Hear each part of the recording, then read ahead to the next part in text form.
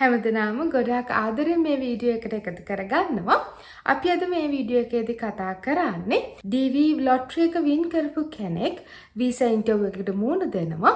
ඒ මුහුණ දෙද්දී ඔයාගේ වීසා එක නොලැබී යෑමට බලපාන්න පුළුවන් හේතු කතා කරන්න. මෙතනදී අපි හේතු කීපයක් කතා කරනවා. ඔයාට පුළුවන් ඒ හේතු මග අරගෙන හොඳින් මුහුණ දීලා ඔයාගේ වීසා එක ලබා ගන්න. මේ කතාවේදී මම මුලින්ම කතා කරන්නේ ඔයාගේ මිනිමම් රික්වයර්මන්ට් එක. ඒ කියන්නේ ඔයාට වීසා එක ලැබෙන්න ඔයාගේ අධ්‍යාපන සුදුසුකම බලපානවා. ඒ කියන්නේ ඔයා ලංකාවේ විදිහට A level සමත් වෙලා තියෙන්න ඕනේ. ඒකෙදි මේන් විෂයන් 3 සමත් වෙලා තිබුණොත් ප්‍රමාණවත්. ඒ වගේම ඔයා බැරි වෙලාවක්වත් A level පාස් වෙලා නැත්නම් ඒත් ඔයාට අවස්ථාව තියෙනවා මිනිමම් රික්වයර්මන්ට් එක රීච් කරන්න. ඒ කියන්නේ ඔයාට පුළුවන් ඔයාගේ ජොබ් එක පදනම් කරගෙන වීසා ඉන්ටර්විව් එකට මුහුණ දෙන්න. එතකොට ඒගොල්ලෝ බලන්නේ ඇමරිකාවේ ලේබර් ඩිපාර්ට්මන්ට් එක පිළිගත්ත රැකියාවක අවුරුදු 2ක එක්ස්පීරියන්ස්.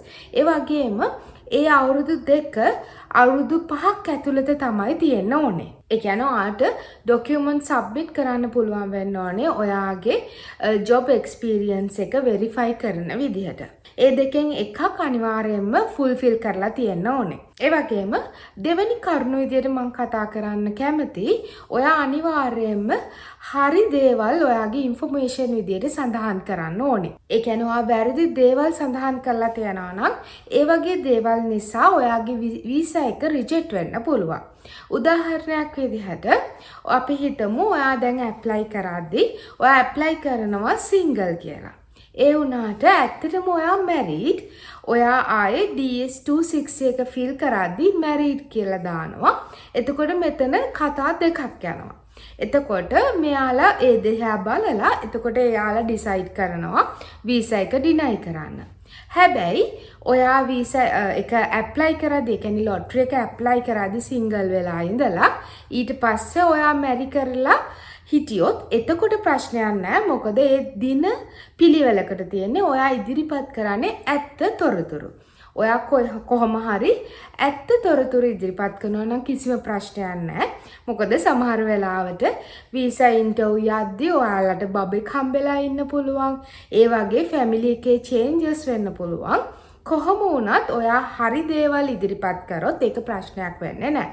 හැබැයි කොයිම වෙලාවකවත් බොරු දේවල් සඳහන් කරන්න එපා.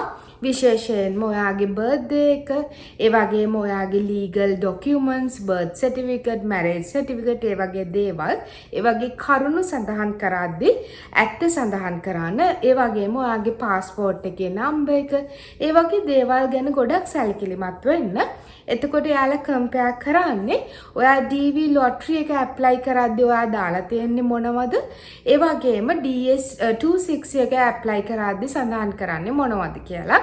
හැබැයි සමහර වෙලාවට ඔයාගේ නමේ මොනවා හරි ප්‍රශ්නයක් තියෙනවා නම් එතකොට ඔයා ඇෆිඩවිට් එකක් ඉදිරිපත් කරන්න. මොකද ලංකාවේ ඇත්තටම නම් ගොඩක් දිගයි. එතකොට මේ වගේ පොඩි ප්‍රශ්න වෙන්න පුළුවන්. හැබැයි හැම වෙලාවකදීම ඔයා ඇත්ත දේවල් නම් ඉදිරිපත් කරන්නේ. ඔයා බය වෙන්න එපා. මම තුන්වෙනි කරුණ විදිහට කතා කරන්නේ ඔයාගේ පාස්පෝර්ට් එකේ එක්ස්පයරේෂන් ඩේට්. ඒ කියන්නේ ඔයා ඉන්ටර්විව් යද්දී ඔයාගේ පාස්පෝර්ට් එක එක්ස්පයර් වෙලා තිබුණොත් ඔයාගේ වීසා එක ඩිනයි වෙන්න පුළුවන්.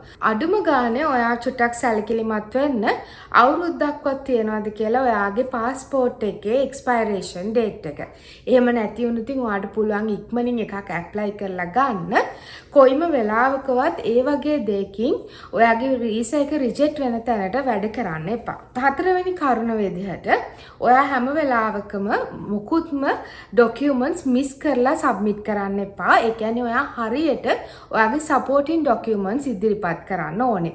ඔයාගේ මැරේජ් සර්ටිෆිකේට් එක, බර්ත් සර්ටිෆිකේට් එක, පොලිස් රිපෝට්, ඒ වගේම ස්පොන්සර්ගේ ඩීටේල්ස් ඒ වගේ දේවල් හරි විදිහට සබ්මිට් කරන්න.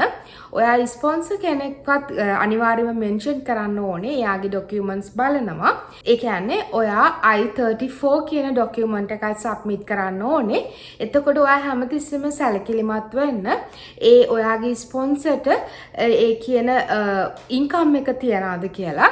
ඒ කියන්නේ ඔයාට ඒක සපෝට් කරන්න බැරි වුණොත් ඒත් ඔයාගේ වීසා එක රිජෙක්ට් වෙන්න පුළුවන්. ඒ කියන්නේ ඔයා මේ සපෝටින් ඩොකියුමන්ට් සෙක්ෂන් එක ගැන ගොඩක් සැලකිලිමත් වෙන්න. ඒ වගේම ඔයාගේ වීසා එක ලබා දෙද්දී ඒගොල්ලෝ ඔයාගේ මෙඩිකල් ඩොකියුමන්ට්ස් බලනවා. ඒ කියන්නේ ඔයාට සමහර වෙලාවට වැක්සින් ගන්න වෙනවා. ඔයාගේ එක කැටගරි බලනවා.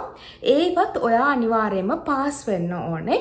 ඒ වගේම සමහර වෙලාවට ඔයා ඒ මෙඩිකල් එක්සැමිනේෂන් එක ෆේල් වුණොත් ඔයාගේ වීසා එක රිජෙක්ට් වෙන්න ඒක බලපාන්න පුළුවන්.